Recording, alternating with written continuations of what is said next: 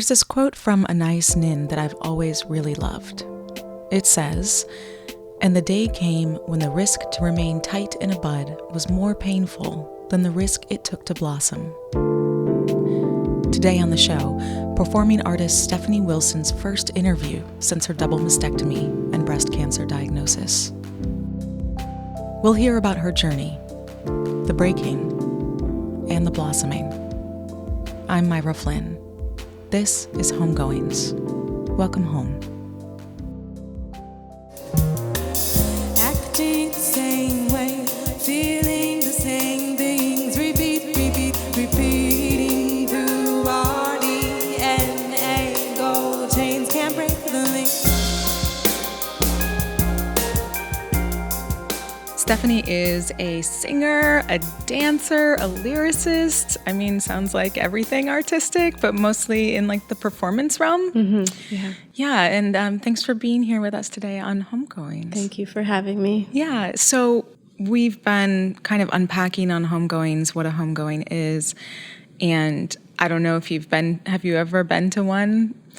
My grandmother had one, and it's wild because it feels like you're at a rock concert. It's like, it's got, my grandmother's body was right there in the center, but around it was food and dancing and music and, people releasing feelings of grief, but also feelings of joy. And it's just really kind of brought about some insight for me as to like our people and how layered we are and how much tragedy exists in our community, in our bodies, and how we grieve in that way. So with somebody who is based in like performance arts, you use your body so much and kind of rely on it. I mean, as a singer myself, it's like if I lose my voice for even a moment, what's going to happen to my livelihood? What's going to happen to me? And you've been going through something that's incredibly taxing on your body. Can you just kind of walk us through the story?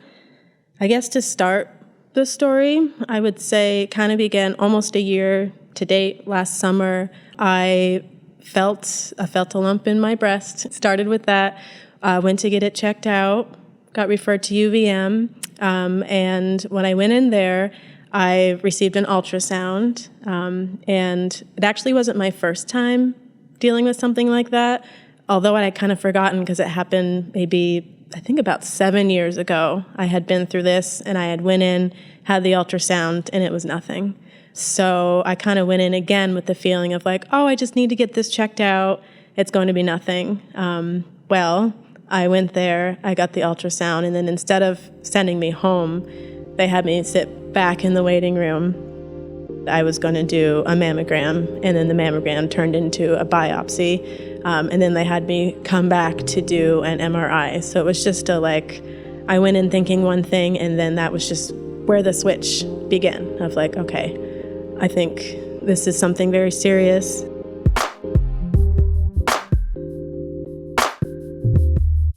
I did receive a cancer diagnosis about a week later. So were you feeling scared or nervous, or how did you feel in that moment? I felt very scared, almost in shock. When did this happen? I found the lump in the summer. I had of 2022. Of 2022. I had a visit with UVM not until the fall. So October 3rd was the date that I got the call from Pearl from UVM, letting me know that it didn't indeed come back as cancer. And then November 11th was my first surgery. Wow. So it's been, I think the other day we were saying, I think the 6-month mark has come and gone. That's fresh. It's very fresh. Yeah, 6 months is fresh. Yeah. So after my diagnosis, I was presented with a lot of choices of what to do. I decided that I was going to do a double mastectomy. So did they offer you treatment? Did they offer you chemo? Did they offer you all those things and then this as well? Yeah, so I ended up going to LA to receive treatment, actually. I did a lot of research on who I wanted to see, what I wanted to do, what my options were. I felt like here I was presented more with maybe one option, and I needed to know if there were more. So that led me to a team of surgeons.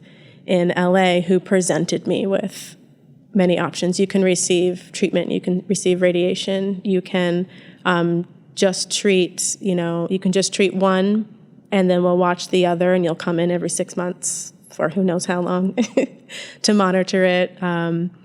So for my own peace of mind, I knew that I just wanted this like gone out. I didn't want it to come back. And then I did something a little different. I did a PAP reconstruction, which instead of going straight to implant, which you can do, it's a crazy surgery where they take tissue from, they took tissue from my thigh and blood vessels to reconstruct my breasts. Wow. That in itself was a whole intense recovery. So I had 4 incision points. I had the mastectomy, and then I also had 2 in my legs. The incisions are underneath here. So, all through my arm has been super tight. Wasn't able to raise both of my arms. I mean, I couldn't even put a t-shirt on. And so recovery from that, having your arms down, I mean, it doesn't take long with your body being stagnant to lose it, basically. I lost a lot of muscle mass. Yeah, and then my thighs, holy moly. Really? That was difficult because the incisions are right on right on the back of my thigh here. So sitting down like this was not something that was possible. I remember by Christmas, I sat down for short periods of time. By Christmas, I was able to kind of be walking around and sat down to dinner and was like, okay, I can sit here with a bunch of pillows for maybe I think I can do 45 minutes before I need to need to get up. If you were to give me a sentence when I ask, how are you doing now, what would it be? It would be, I'm hanging in there. There's still some pain there. There's a lot to process. My husband, I'm fortunate enough to have a partner who is so devoted, took as much as he could from me. I will have to say, I don't think Tim and I were 100% prepared for how intense that was going to be. It was a lot. I couldn't get in and out of bed. I couldn't tie my own shoe. I couldn't get dressed. You're basically just lying there. Yeah, helpless. Yeah. Completely helpless. So that was another trust fall of okay, I just need to take this help. So I'm just gonna go.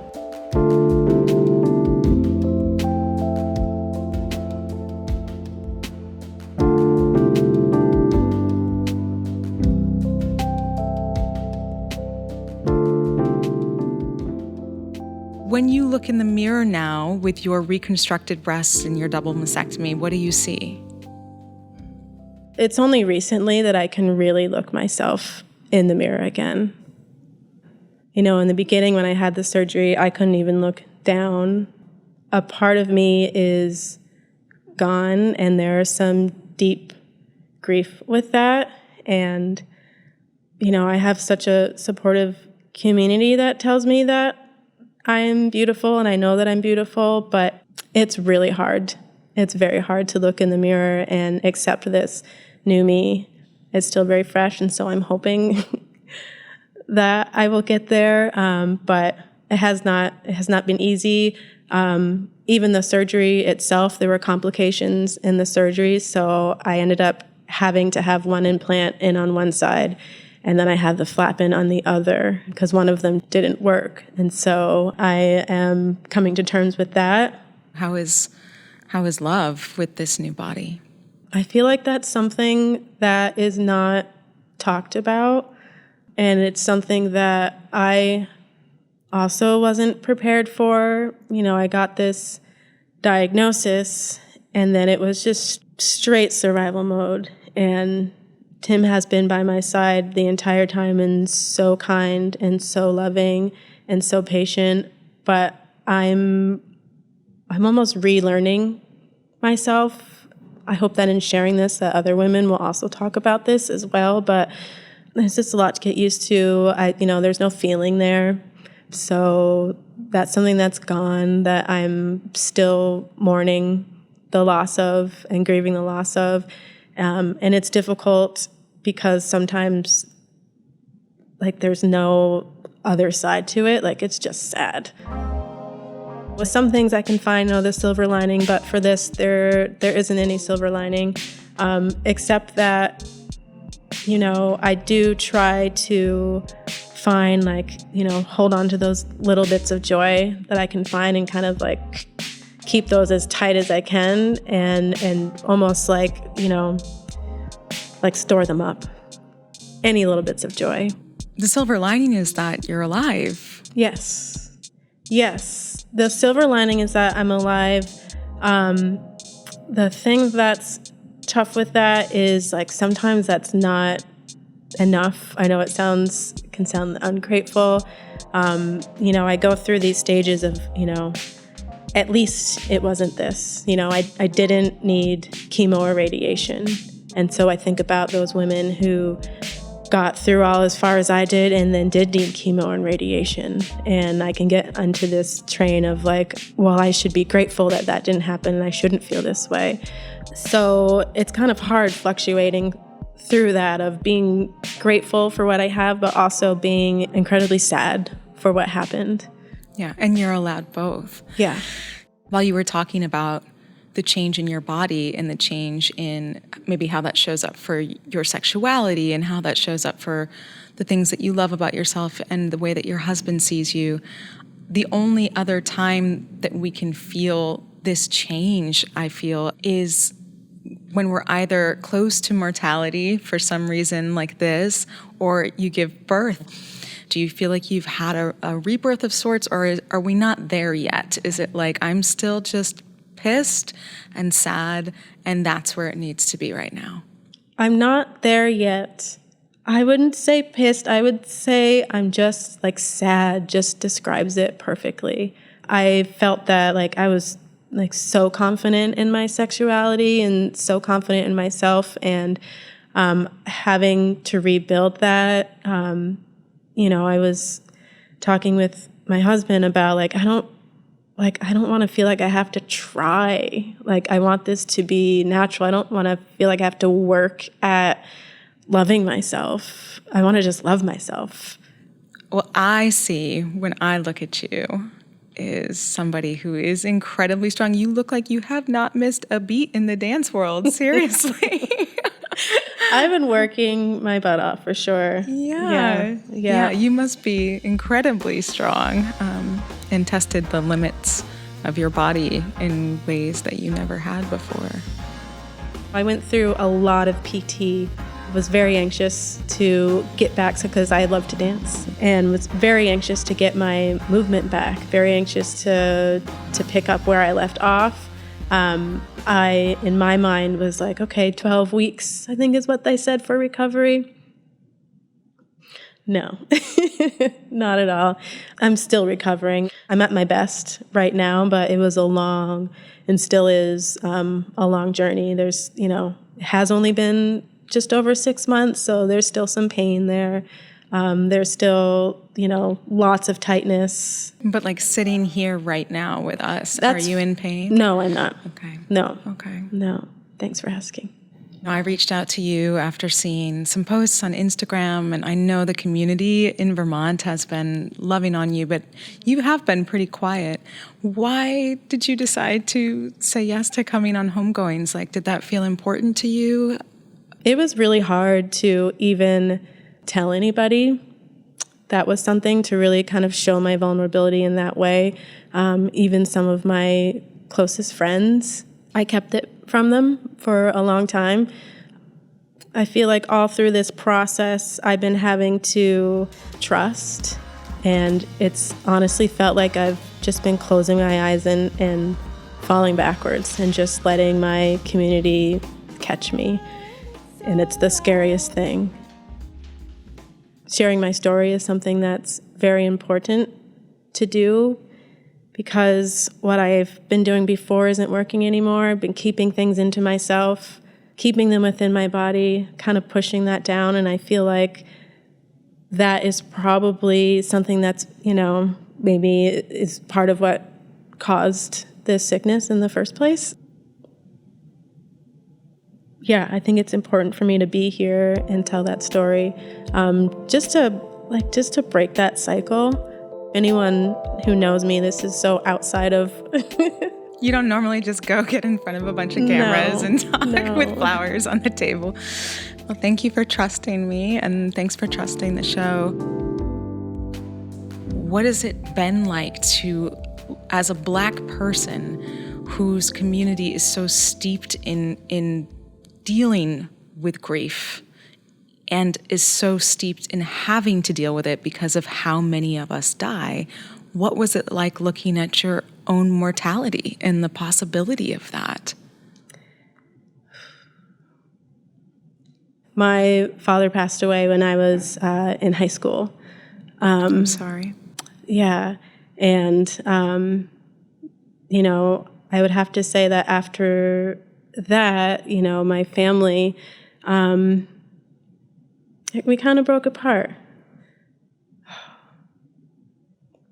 It's so hard, and I know some people can resonate with this, like some expressions of grief. Like I know, my mother in particular, she tried, but there's so much pain, so much generational pain that it becomes too much, and I understand that. And so the way that I dealt with it was very personal, was very by myself. In fact, I spent a lot of time alone after that. I lived by myself for my last 2 years of high school. That is so young. It's very young. Looking back now, I'm like, wow, I cannot believe that's what went down. But I learned to take care of it myself, and to put on an exterior that everything was fine, and that you don't need to worry about me. Everything's fine over here. Fast forward to my own mortality. I wanted so badly to have that exterior of everything is fine. But this time I couldn't do it. I tried a little bit. I hosted a party and did a show and didn't tell anyone. I'd been sitting on that news for weeks and hadn't told anyone and had a great old time.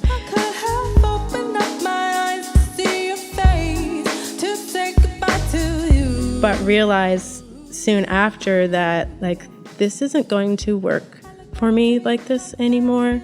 I can't do this anymore, which is why I'm here right now. Even every time that I talk about this, it almost takes lifts a weight off of it and takes away some of the power that it's been holding.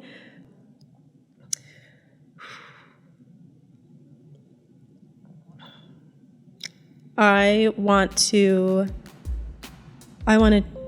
change the generational pain that lies within my family.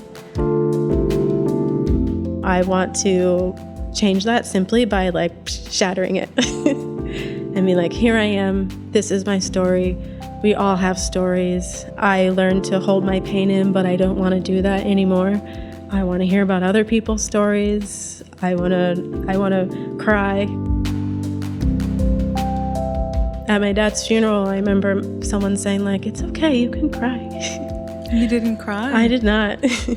I did not. Wow. And I also couldn't, I could not look at my dad when he died either. It was just so much push away. And that's something that I'm learning now did not serve me and does not serve me, and that I can face this, but on my own timeline. Again, it's so fresh. I had Tim tell everyone. I didn't even have the strength to do that or the bravery. I couldn't. I had so much of this exterior of needing to keep things calm and needing to make sure other people felt okay. And if they knew that I wasn't okay, they were not going to feel okay. And how am I going to monitor that? I'm not going to be in control. Yes, yeah, I know that feeling. Yeah. And none of that, because I was facing cancer and something so serious, I literally could not think about those things. And so I just, one last time, placed it over here, dealt with what I had to deal with. And then now that I'm coming out of it, I'm realizing, okay, this is serious of how I have dealt with tragedy and tragic things. And I feel like I can, with some work, change that. Yeah.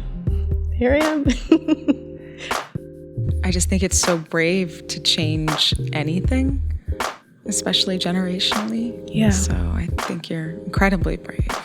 Thanks. Yeah. You keep saying I didn't have the bravery. It's like whatever process you needed to go through to get to this place, it will only serve you, it sounds like, going forward. I mean, right now it doesn't, like outwardly, I can be like, okay, this is a brave thing. And I even feel like, I feel a little bit of strength kind of welling up as well of like, okay, I can do this.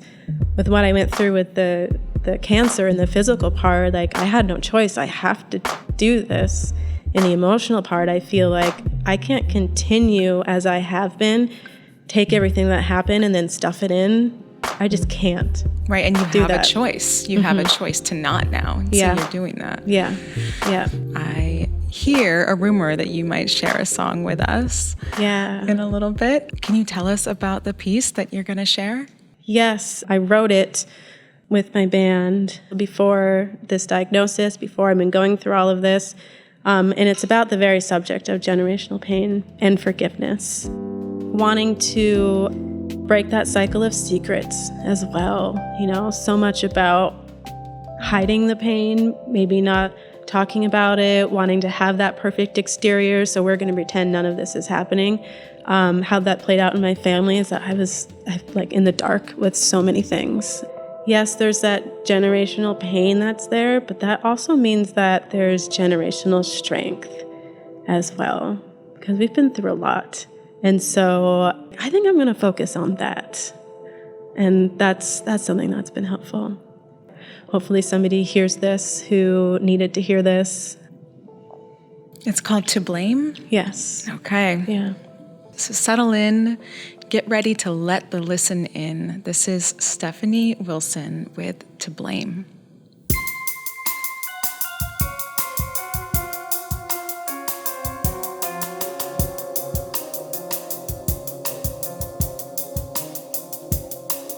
Tell me something about my history, something sour, something blue. Tell me what's inside of you, things we never talk about, things that never leave your mouth, like secret name booty that you won't say. Tell me where I come from, why we act this way. Afraid is that why we're running and running away from the feeling. I feel it repeating, acting the same way, feeling the same things.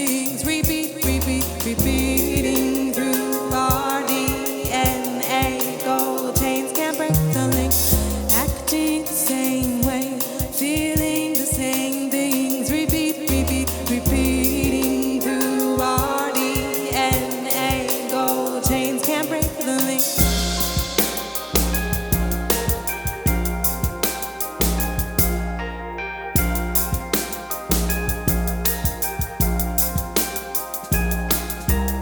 I'm my father's son and I'm my mother's daughter. I continue on like ripples in the water. I'm my father's son and I'm my mother's daughter. I'm your reflection, your features in my mirror. Who am I to blame? Who am I to blame? It's in my DNA.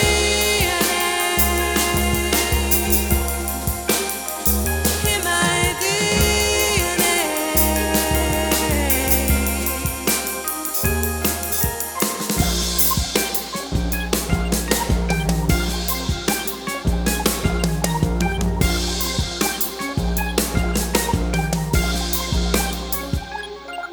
Tell me something about my history, something sorrow, something blue. Tell me what's inside of you, things we never talk about, things that never leave your mouth, like secret names, words that you won't say. Tell me where I'm coming from, why we act this way. Afraid is how I'm running and running away from the feeling.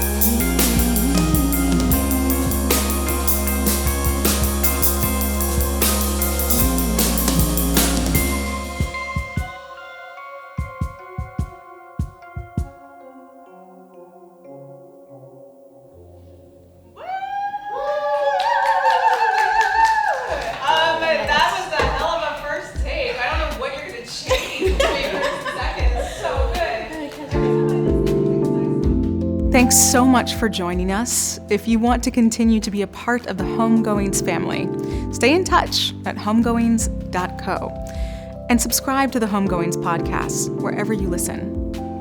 Take good care.